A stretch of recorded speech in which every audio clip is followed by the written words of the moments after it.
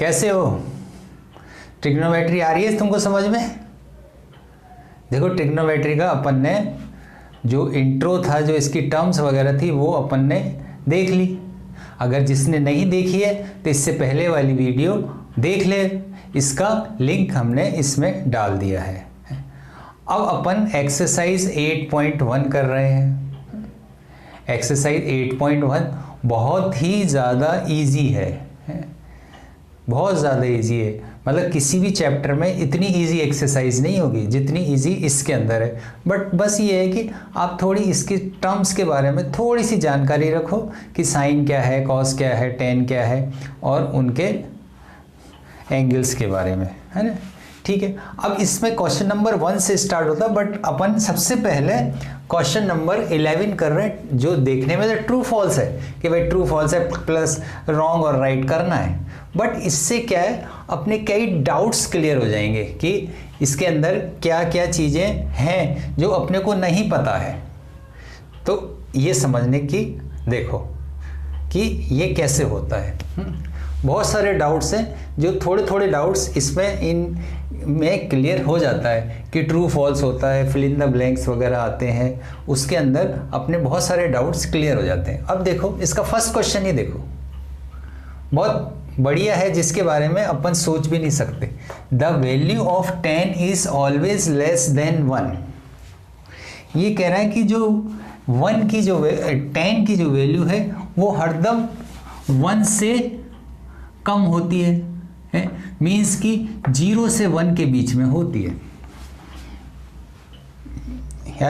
अब जरा ट्राइंगल बनाते हैं। देखो इसमें अंदर अपन सबकी वैल्यू लिखेंगे और अपने को फट क्लियर हो जाएगा, देखना है ना।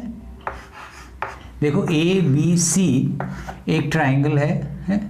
अब ये मान लो 4 हो गई, ये 3 हो गई, ये 5 हो गई। ये पाइथागोरस के अनुसार निकाल दी कि भाई 3 का स्क्वायर, देखो AC square is equals to क्या होता है भाई 3 का स्क्वायर प्लस 4 का square, means 9 plus 16 is equals to 25। तो ये हो गया 5 का स्क्वायर। तो इस तरह से ये हो गया। अब जो भी वैल्यू आएगी, अब देखो पहले अपन एक एक करके लिखते हैं, इससे क्या 3-4 क्वेश्चन इसके अपने सॉल्व हो जाएंगे। देखो sine A is equals to क्या होता है, अगर नहीं आता है, नहीं याद रहता है कि क्या कौन से में साइन में कहाँ परपेंडिकुलर आएगा, कहाँ बेस आएगा, कहाँ क्या आएगा, तो उसके लिए वो पंडित जी ने बहुत अच्छा आइडिया दे रखा है कि पंडित बद्री प्रसाद हर हर भोले, है ना। ये पंडित जी ने बहुत अपने को अच्छा आइडिया दे दिया, इससे इजीली याद हो जाता है कि क्या है। अब देखो P/H है, परपेंडिकुलर अपॉन हाइट, ये हो गया ना। तो P/H सिर्फ 3 ही लिखेंगे अपन, है ना। इसको थोड़ा नीचे लिखते हैं, sine A is equals to P/H, है ना। Cos A is equals to B/H और tan A is equals to P/B। ये हो गया। इसके अपोजिट भी लिख देते हैं अपन, जो इसके रेसिप्रोकल होते हैं। साइन का रेसिप्रोकल क्या होता है, cosec A is equals to H/P, और कॉस का रेसिप्रोकल क्या होता है, सेक। तो sec A is equals to H/B, और इसका होता है कॉट A, ये B/P। ये चीज़ आ गई। अब जरा इसकी वैल्यूज पुट करते हैं। देखो उससे अपने को बहुत 2-3 क्वेश्चन सॉल्व हो गए। देखो परपेंडिकुलर अपॉन मतलब 4/5, ये 3/5, और ये अपना हो गया 4/3, और इसी का भी किया तो 5/4, और ये 5/3, और ये हो गया 3/4। देखो ये वैल्यूज़ आई, ये वैल्यूज़ लिखी। अब देखो, अब सब फर्स्ट वाला क्वेश्चन क्या है, the value of 10 is always less than 1, कि जो 10 की वैल्यू हरदम 1 से कम होती है। बट देखो यहाँ पे tan की वैल्यू क्या है, 4/3 क्या होगा, 1 से ज़्यादा है। तो tan के अंदर तो ये है कि जो बेस और परपेंडिकुलर किसी भी साइज में हो सकती है भाई, ज़रूरी नहीं है ऐसा, यूँ भी बन सकता है ट्राइंगल, है ना, और आपका यूँ भी बन सकता है, राइट ट्राइंगल बनाना है। तो ये मान लो ये जो भी होगी, ये मान लो 3 है तो ये 10 है, ये 10 है तो ये 3 है। तो ऐसे करके कुछ भी हो सकती है। तो 10 की वैल्यू क्या है, कभी भी 0 से ज़्यादा होगी। 10 की वैल्यू हरदम 0 से ज़्यादा होगी, ध्यान रखना। और इनफाइनाइट तक होगी। कहाँ तक होगी, इनफाइनाइट तक, क्योंकि परपेंडिकुलर और बेस कोई भी साइज में हो सकते हैं। तो tan और cot दोनों की वैल्यू, दोनों की बात है, दोनों की वैल्यू 0 से इनफाइनाइट के बीच में होती है, ये ध्यान रखो, है ना। तो इस तरह से ये क्वेश्चन गलत है, रॉन्ग हो गया, है ना। देखो ये क्वेश्चन आगे इससे सॉल्व हो गया। अब देखो वापस अपन देखते हैं, sec A is uh 12/5 for the some value of angle A। अब ये कहता है कि sec की जो वैल्यू है वो 12/5, तो ये है क्या, हो सकता है क्या कि sec की वैल्यू, अब sec के अंदर है क्या, sec में क्या है, हाइपोटेनियस अपॉन बेस, है ना। जैसे अपन ने ये देखो ये बनाया ट्रायंगल, अब इन्होंने बोला कि sec A ये रहा, है ना, ये B ये C हो गया, इज इक्वल्स टू 12/5, यही बोल रहे हैं 12/5 है। तो 12/5 है तो ये क्या होता है, हाइपोटेनियस अपॉन बेस। अब देखो इसमें ये 12 हो गई, ये 5 हो गई, है। तो ये पॉसिबल है क्या, ये पॉसिबल है क्या, है, क्योंकि देखो AC जो हाइपोटेनियस है वो हरदम सबसे बड़ी साइड होती है, तो ये पॉसिबल है क्योंकि ये 12 है ये 5 है। इसका उल्टा अगर दे देता कि sec A is equals to 5/12, तो ये कभी भी नहीं हो सकता, क्योंकि हाइपोटेनियस हरदम बिगेस्ट साइड होती है, तो उससे छोटी वाली साइड, ऐसा नहीं हो सकता कि इसकी जगह 5 हो जाता है ये 12 हो जाता, ऐसा नहीं हो सकता ना, क्योंकि हाइपोटेनियस हरदम बड़ी होती है। इसलिए ध्यान रखो sec और cosec दोनों, sec और cosec में की वैल्यू हरदम 1 से ज़्यादा होगी, ध्यान रखना है।